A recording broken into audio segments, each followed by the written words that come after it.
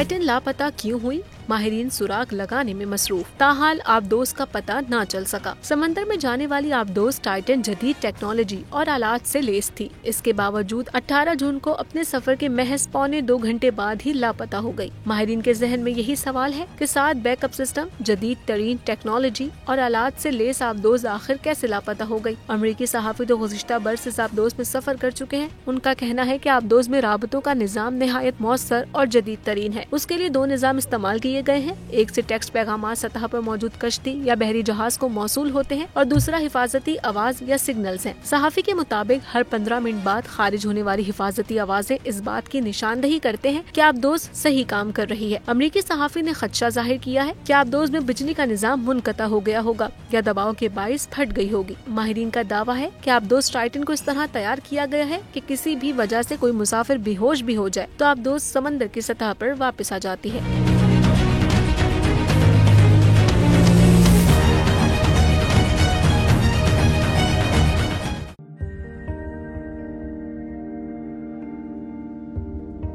कैसे कैसे सितारे डूब गए, खूबसूरत नजारे डूब गए, ख्वाबों के सभी किनारे छूट गए, गमजदा दुख के मारे डूब गए।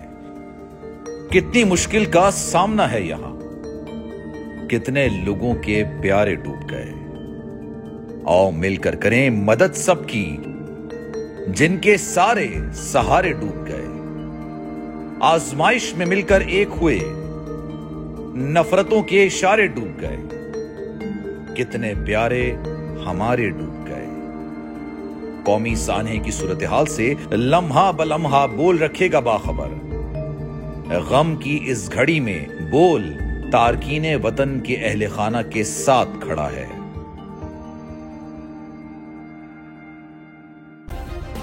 सब्सक्राइब करें और बेल दबाएं ताकि कोई खबर रह न जाए।